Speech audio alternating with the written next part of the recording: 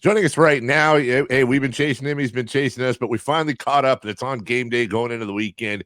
Kings versus Pistons right here on Sactown Sports tonight at 4, game night at 3, pregame at 3:30, and you can hear G-Man on the call. And you may or may not see our good friend Kevin Huerter in the game. What better way to get an injury update than from the man himself on the Kevin Huerter Show, brought to you by Jiffy Lube. What's up? Good morning, my man.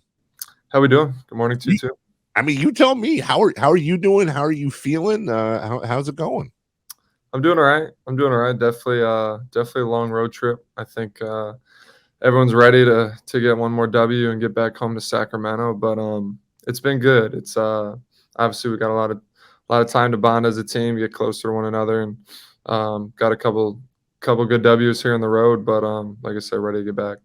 And listen, if I'm very sensitive when it comes to injuries, because there's gamesmanship there, and there's stuff that people need to know and stuff they don't need to know. So I'll just leave it open ended. How are you feeling? I'm feeling good overall. Feeling good. It's just general soreness, trying to be smart of you have an injury, like I said, a long road trip, and got a long season. It's not something that's too serious that I'm worried about long term, but it's like I said, just trying to manage some soreness. Is it any tougher, easier, different to have an injury on the road as opposed to home? I'm honestly curious about that when it comes to treatment and taking care of things. Yeah, it's sometimes tough on the road just to get back. It's we're traveling so much, the plane doesn't help. You really feel like you don't have a lot of time to catch your breath when you're on the road, especially when you're out here for this long. We actually get a lot of treatment most of the day. Especially at night and the evenings, we're sitting in the hotel all day, so I'm getting treatment. But it just kind of feels like it's, for some reason, it's tough to catch up. You always feel better sleeping in your own bed, in your own element at home. You kind of get that mental refresh. And so I kind of feel like when you're on the road, there's a lot of different things that go into it, but it's sometimes tougher to get back. This is the final game of the road trip tonight. At this point, does it feel like you've been on the road for 6 months? Not quite 6 months. It's always funny. The first week is always fun. The first week is like, all right, we're ready to get out. You have this excitement of being on the road and seeing different cities, and then you kind of hit the peak, and it feels like it's downhill. You're just like, all right, now I'm ready to get back. And around the second week of this, really once we left New York, there's a lot of excitement around New York, getting to play there. Obviously, we go to Philly shortly after, and got beat pretty good right from the start of the game, and it's definitely tough. The second kind of half of your road trip, it's always tough to find that energy. And but we did last night or a couple nights ago in Toronto and came out with a big W. Kevin Huerter with us on the Kevin Huerter Show, brought to you by Jiffy Lube. Real quick on the Philly game, because I that's the first game that I've actually been angry at this year, and it has nothing to do with you guys. I'm curious from a player's point of view. I hate that style of play. I hate drawing fouls. I think it's whack. I think games take 5 hours. It's frustrating. It's Joe Embiid's such a great free throw shooter. It's very frustrating from a player's point of view when you're playing against a team like that that's very tactical in that aspect. Is that where massive mental discipline comes in? It is. You know it going into the game. That's a part of the scouting report. Obviously, starting with Joel. He's so good at drawing fouls. He's so big. He's so strong. That a lot of times when you try to get physical with him, he's just so smart. He knows how to draw fouls, and he can change the game. And James Harden is someone that's been doing that the whole course of his career. So it's something that we know going into a game, and we just got to be smarter. The way we started that game, just the too many trips to the free throw line, it kind of took us out of our rhythm. I thought we had good energy to start the game, and then it slowed down. The game got very stagnant, and they just kind of hit us in the mouth there in that second and third quarter and put us away. Then you go on to Toronto, and honestly, it looked like maybe they get one in Detroit. It's a 2-3 trip. Who knows? It just did not. It didn't look right for a minute in Toronto, and that's a place that the Kings have always had a tough time playing in. And then, oh my gosh, Mike Brown lost his mind, and he gets tossed. Jordy comes in, and it was like a whole new world. What a game! What a win! When you see Coach Brown, Kevin, when you see him lose it like that, first off, have you guys seen him that angry before? Mike knew exactly what he was doing. That was a very tactical way to go about trying to spark some energy and trying to get us to come together, I think, as a team and get a win. It's like you said, it's really tough place to win. It's for people that don't know, our travel life in the NBA is very easy. You show up to the airport, you go on the private side, you get in the plane, you show up, private, bus, hotel. It's for how much you travel, it's a very easy way to travel. When you go to Toronto, you travel like everybody else in the world. You go through the airport, you go through customs, you're showing your passport. Just the process is so much longer that, especially on a back-to-back, it was a long night, and when we show up there at 2 a.m. after, like I said, getting kicked pretty good in Philly, and we just needed a spark. And I think from our meeting that day at the hotel, our walkthrough was really good. We kind of laid out what we needed to do, that we couldn't have a lull. We needed this win. It was a team that had been struggling just like ourselves to find wins recently and had come off a couple losses to Orlando. So it was a game that we knew we could have won. And kind of there again, we didn't start off great in that second quarter, then got down 14, 16 points. And like I said, Mike knew exactly what he was doing. He went 0 to 100. I know that Fox was unhappy about a couple calls in a row, and Mike earned his fine. And Jordy came in, did a great job. I think everyone else from that point on, is exactly what Mike wanted to happen. As everyone came together, the huddles got a little bit tighter. I think the dialogue in each of those huddles got a little bit more. Just there wasn't one big voice talking to everybody. I kind of feel like everybody else felt like they had to chip in and make sure we're together and on the same page. And Domas again was unbelievable. Fox was unbelievable. TD coming off the bench had some big points for us. Malik was great. So just everyone chipping in, and Mike's been around for a long time. To get 2 quick texts like that and get tossed out of a game, that was all by design. See, this is why having you on so great, because we talked a lot about this yesterday morning, and I watched that thing like I was saying, like the Zapruder film. I must have watched it 30 times in a row just looking, and you could see Coach pause for a split second and go right in. And if some people don't realize, he was with Steve Kerr forever, and that's a Steve Kerr special right there. It's something that's been done by coaches. You can go to Gene Hackman and Hoosiers. I mean, it's done all the time. And I was saying on the air yesterday, God, I don't know if he snapped, but man, that smells like a Steve Kerr special that worked, and it did. Well, they did. I mean, to be honest, I think that's kind of been a focus of ours as a team, at least for this road trip, is trying to stay off the referees. Yeah.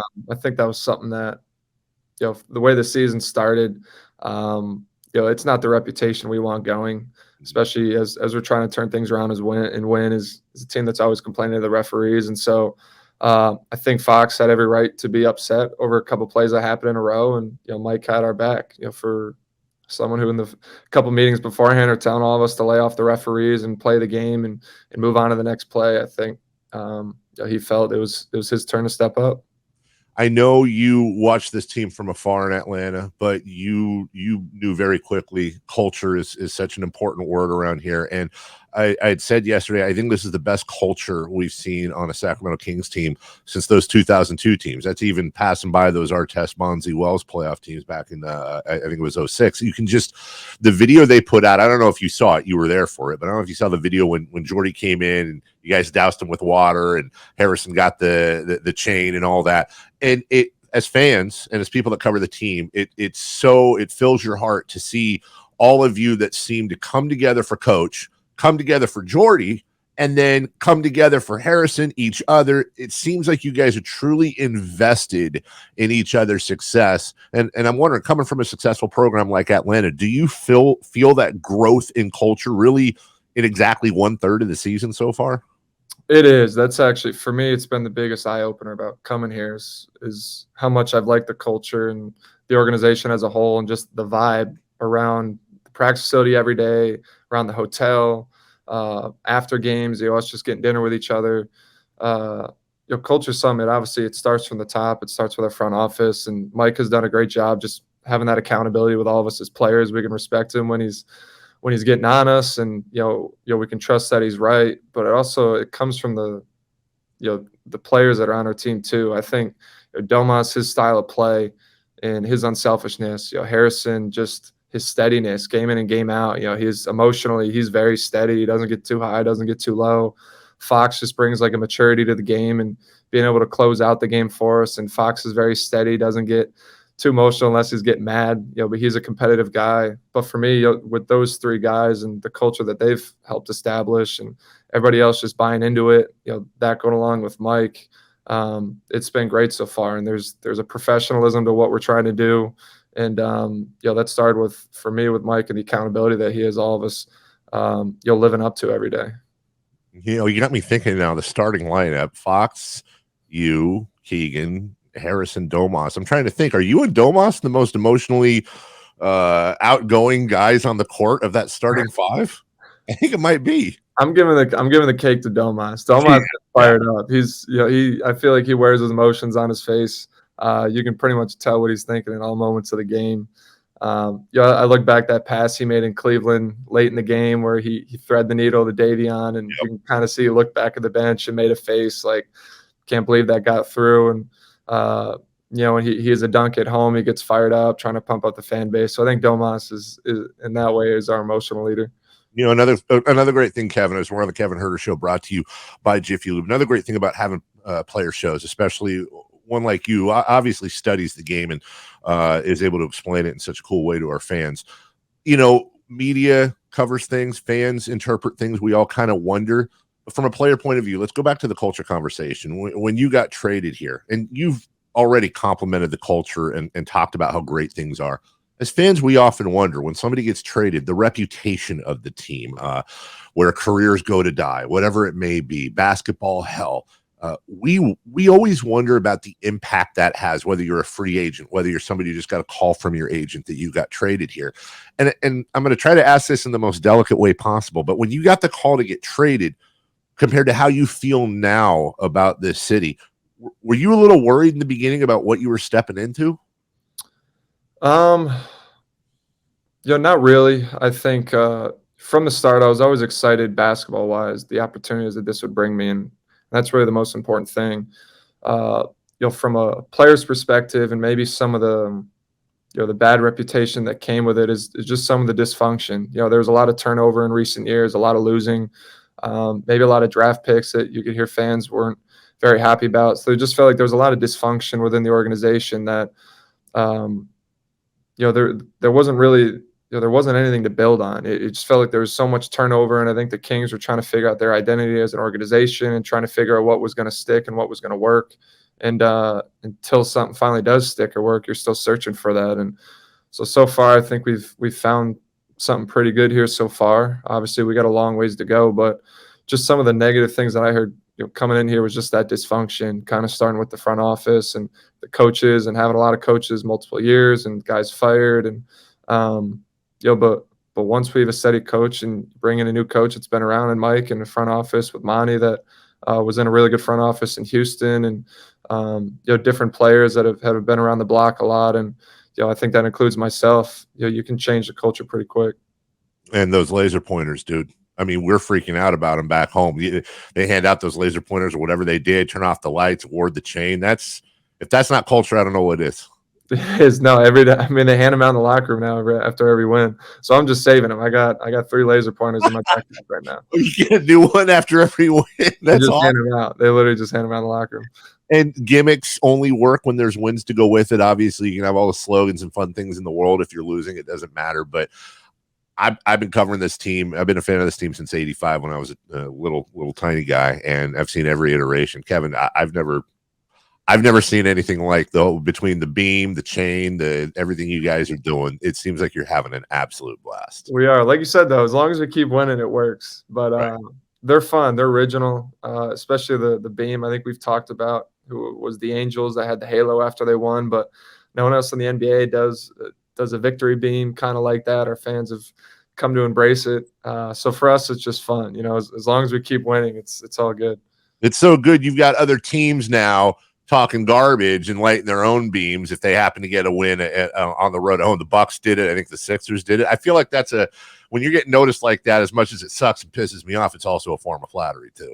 It is. We got to start dishing it back a little bit. Right. Like yesterday was a golden opportunity for, what is it, the needle there in Toronto? Just light that purple. That was like our own little victory beam. Like we got to start dishing it back out, because like you said, there's been a couple times we've lost on the road and teams are starting to throw shots at it. So we'll keep it going though. Well, hopefully you get a win tonight. Remember that Beam, you mentioned it at the beginning of the show. The Beam has to go through customs. It's going to be a tough travel night for the Beam as well. That was the first international Beam yesterday. So hopefully that thing will be ready to light up, and hopefully you feel better and you take care of yourself, because we miss you on the court. Team's obviously much better with you. And in the meantime, enjoy the best seats in the house. Yeah, I appreciate you very much. All right, that's the Kevin Huerter Show, brought to you by Jiffy Lube. Don't forget Kings Pistons tonight, 4 p.m. right here on Sactown Sports. We will be right back.